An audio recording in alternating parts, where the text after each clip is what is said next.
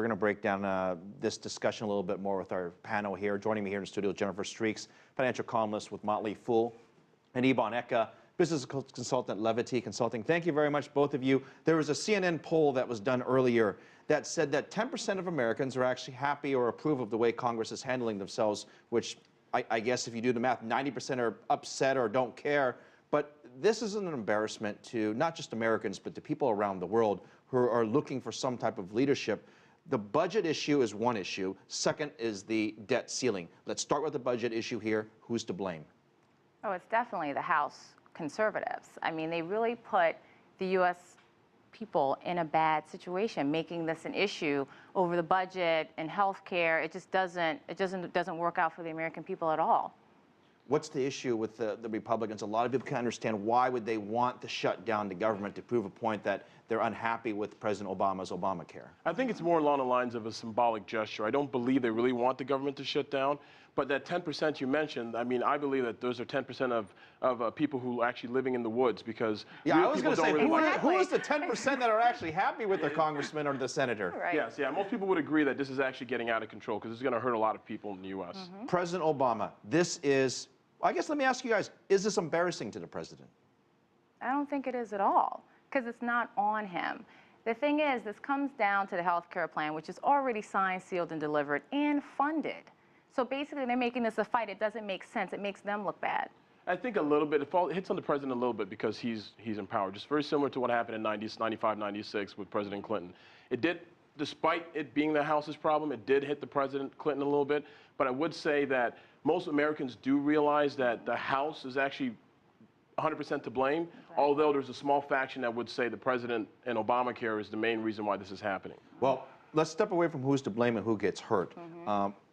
From what I read, over $1 billion has already been spent on the planning of a potential shutdown, from White House chefs to Capitol Hill folks.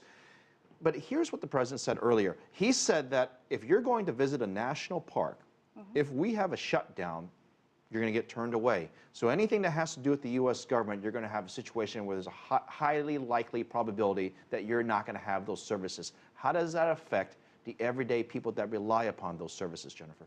They're not going to get the services that they need.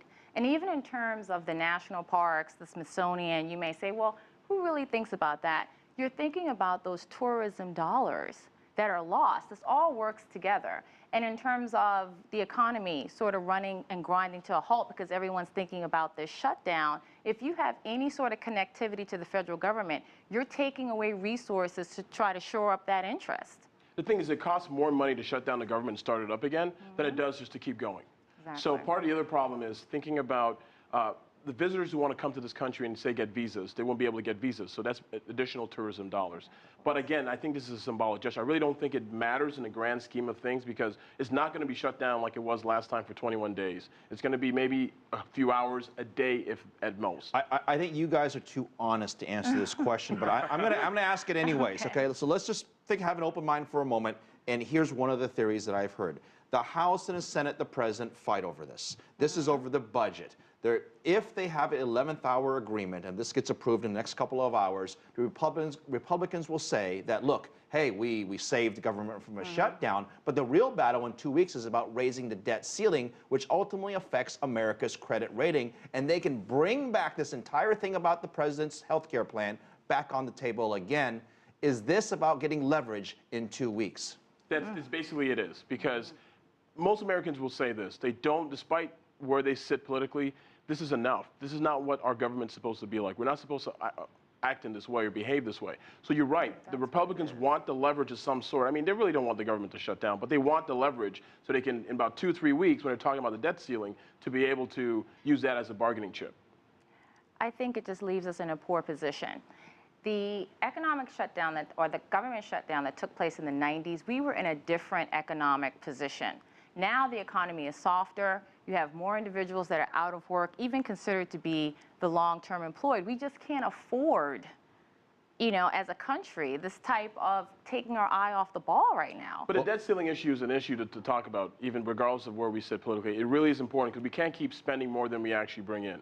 And if that means that we have to cut taxes to stimulate the economy, I'm down for that. That's about the credit card limit, and you guys are too young for this, but President Clinton at that time, in the mid-90s had another shutdown. It was 20 or 21 days. He had to deal with Newt Gingrich and the whole issue with Congress. If President Clinton was in office today, how would he resolve the problem?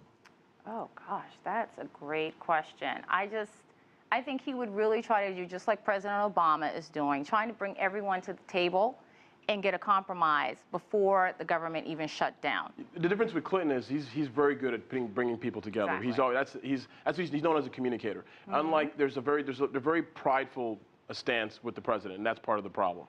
And with Boehner. Boehner.